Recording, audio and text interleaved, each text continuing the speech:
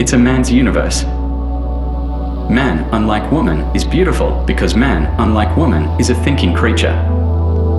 This means man has a thirst for knowledge. He wants to know what the world around him looks like and how it functions. Man thinks. He draws conclusions from the data he encounters. Man is creative. He makes something new out of the information achieved by the above processes. Man is sensitive. As a result of his exceptionally wide, multidimensional emotional scale, he not only registers the commonplace in fine gradations, but he creates and discovers new emotional values and makes them accessible to others through sensible descriptions, or recreates them as an artist. Of all the qualities of man, his curiosity is certainly the most impressive. This curiosity differs basically from that of woman. A woman takes interest only in subjects that have an immediate personal usefulness to her. For example, if she reads a political article in the newspaper, it is highly likely that she wants to cast a spell on some political science student, not that she cares about the fate of the Chinese, Israelis, or South Africans.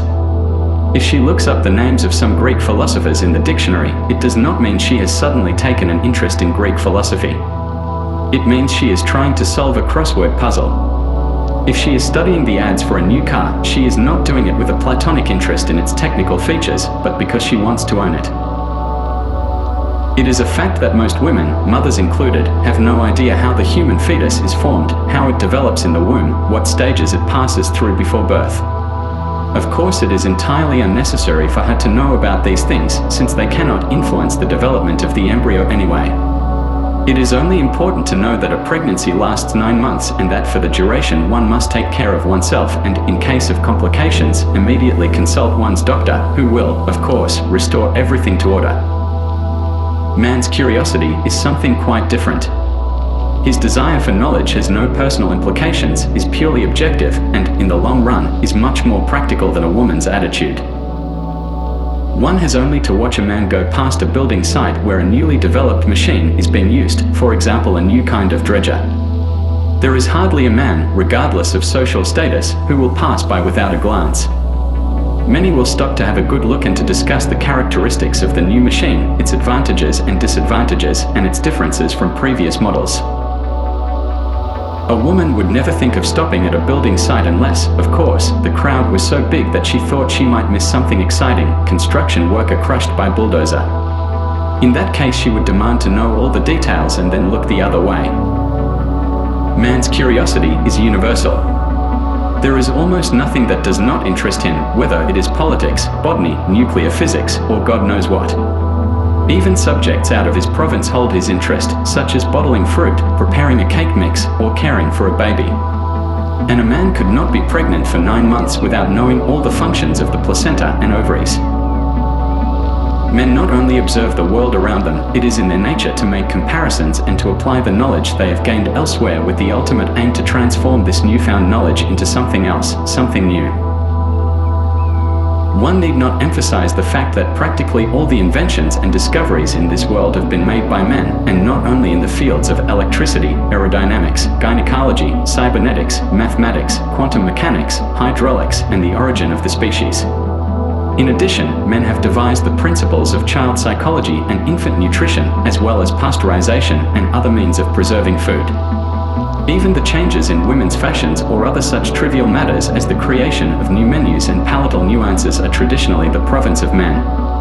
If one wishes to have an unusual culinary treat, generally one will not find it at home but at a restaurant, where, of course, the chef is male. A woman's sense of taste is so blunted and deadened by the repetitive preparation of unimaginative, run-of-the-mill, tasteless, everyday cooking that, even if she wanted to try out new foods, she would not be capable of it. There is no female gourmet. Women are good for almost nothing. With his many gifts, man would appear to be ideally suited, both mentally and physically, to lead a life both fulfilled and free. Instead, he chooses to become a slave, placing his many discoveries at the service of those who are incapable of creation themselves, at the service of mankind, man's own synonym for women, and of the children of these women. How paradoxical that this very sex, which is capable of leading a life as nearly perfect as possible, is prepared to give it up, to offer it all to the female sex, which is not interested in such perfection. We have grown so accustomed to the blunted mechanization of one-sided exploitation of one group of human beings by a parasitic clique that all our moral values have become completely perverted. Without really giving the matter any thought, we consider the male sex as a kind of Sisyphus. He has come into the world to learn, to work, and to father children. His sons, in their turn, will learn to work and produce children, and so it will continue forever. It has become almost impossible to think why else men should be here. If a young man gets married, starts a family, and spends the rest of his life working at a soul-destroying job, he is held up as an example of virtue and responsibility. The other type of man, living only for himself, working only for himself, doing first one thing and then another simply because he enjoys it and because he has to keep only himself, sleeping where and when he wants, and facing woman when he meets her, on equal terms and not as one of a million slaves, is rejected by society. The free, unshackled man has no place in its midst. How depressing it is to see men, year after year, betraying all that they were born to. New worlds could be discovered, worlds one hardly dares even to dream of could be opened by the minds, strength, and intelligence of men. Things to make life fuller and richer, their own life, that is, of which women are ignorant, and more worthwhile could be developed. All these things could be done by men. Instead, they forsake all these tremendous potentials and permit their minds and their bodies to be shunted onto sidings to serve the repulsively primitive needs of women. Man has the key to every mystery of the universe in his hand, but he ignores it. He lowers himself to the level of woman and insinuates himself into her favor. With his mind, his strength, and his imagination, all intended for the creation of new worlds, he opts instead for the preservation and improvement of the old. And if he happens to invent something new, he needs to prefix it with the excuse that it will one day be useful to all mankind, i.e. to women. He apologizes for his achievements, for making space flights instead of providing more comforts for his wife and children. The most tiresome aspect of technological advances is having to translate them for television ads into female language composed of children's prattle and sweet love talk. Man is begging woman to be patient with him and his discoveries, or at least to buy them. Women's proven lack of imagination makes clear that they have no a priori need for new inventions. If they did, they would invent things more often themselves. We are so accustomed to men doing everything with women in view that anything else seems unthinkable. For example, couldn't composers create something apart from love, dependency songs? Couldn't writers give up their romantic novels and love, dependency poems and try to write literature? Can painters only produce nudes and profiles of women, abstract or realistic? Why can't we have something new after all this time, something we have never seen before? It should really be possible for scientists to forget dedicating their works to their wives. Anyhow, they will never be able to understand them. When will the time come when experimental films have no longer to be weighted down by sexy female bodies, when news reports on space travel do not need to be encumbered with interviews of peroxided astronauts' wives? Even the astronauts themselves might stop having schmaltzy love, dependency songs played to them during their interplanetary travels. We have absolutely no idea what the world will be like if men really used their intelligence and imagination instead of wasting it. Inventing pressure cookers that cook faster, wall-to-wall carpeting that is more stain-resistant, detergents that wash wider, and lipsticks that are more water-resistant is a waste of time. Instead of producing children who will in turn produce children, thus pushing the enjoyment of life still further out of their reach, they should try living themselves. Instead of probing the depth of women's mysterious psyche, mysterious only because there is nothing behind it, they should study their own psyche, perhaps even that of creatures possibly inhabiting other planets, and think out new ways and means of establishing contact with them.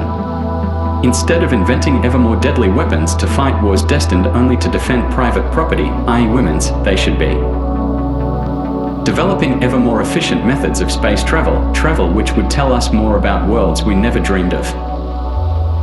Unfortunately, men who are capable and willing to work and think in every other field of research have declared everything concerning woman taboo. What is worse is that this taboo has always been so effective that it is no longer recognized as such. Women's wars, women's children, women's towns, all these are made by men. Women just sit back getting lazier, dumber, and more demanding, and, at the same time, richer. A primitive but effective system of insurance policies for marriage, divorce, inheritance, widowhood, old age, and life ensures this increasing wealth. For example, in the USA, half of the total private capital is in the hands of women. Yet the number of working women has constantly declined over the last decades. The situation is not much different in industrial Europe. At this time, women already have complete psychological control over men. It won't be long before they have material control as well. Men seem to be quite unaware of these facts and go on finding happiness in their own subjugation.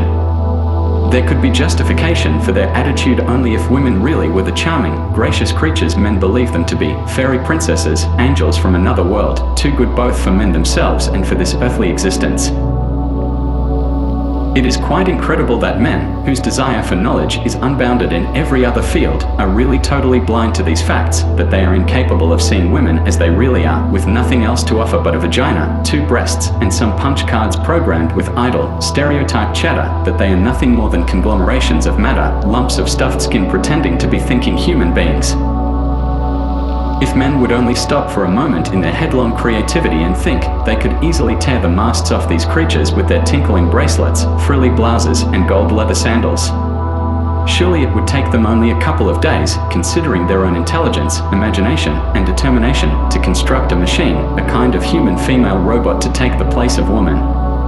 For there is nothing original in her, neither inside nor out, which could not be replaced. Why are men so afraid to face the truth?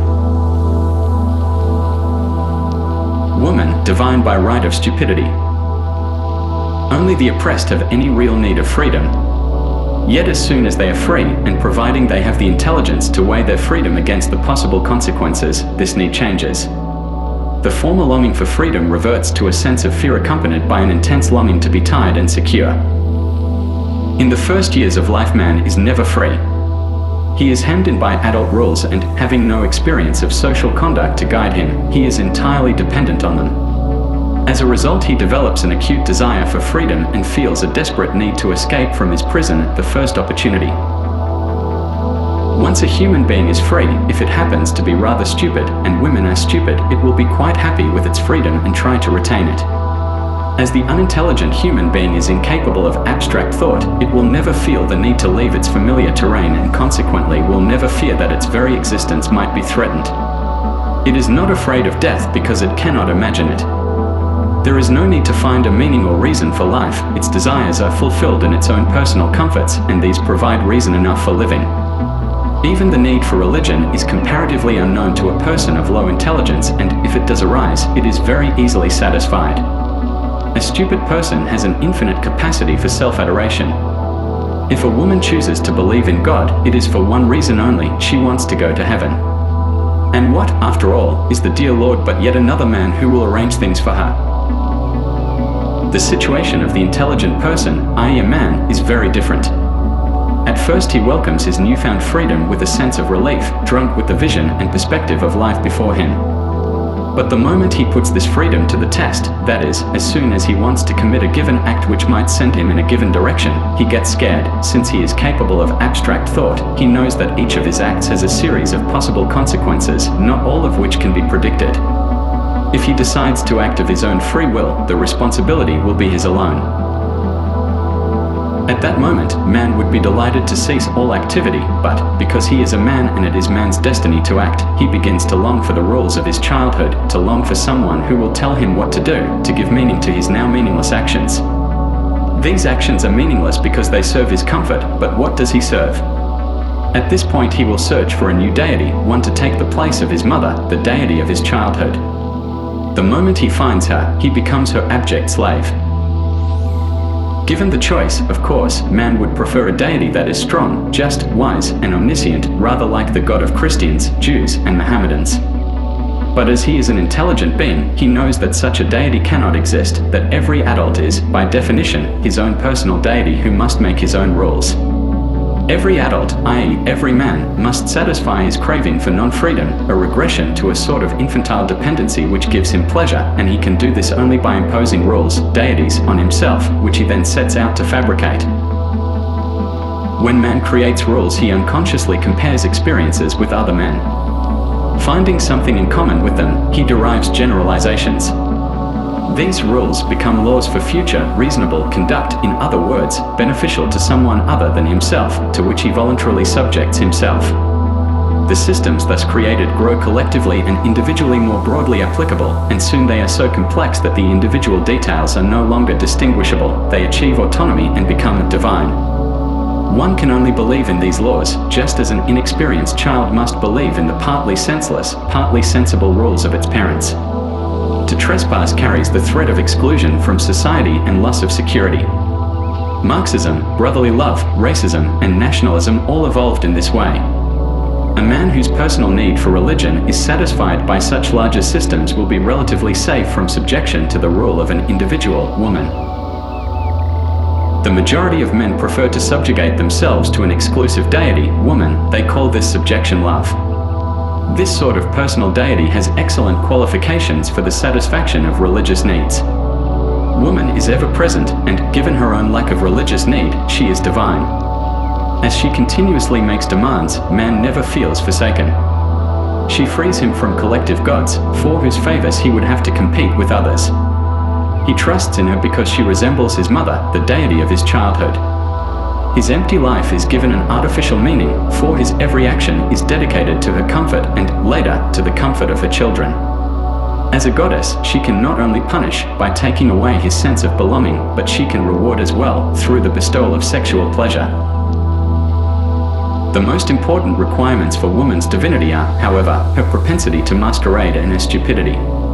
A system must either overwhelm its believers with its greatly superior wisdom or confuse them with its incomprehensibility.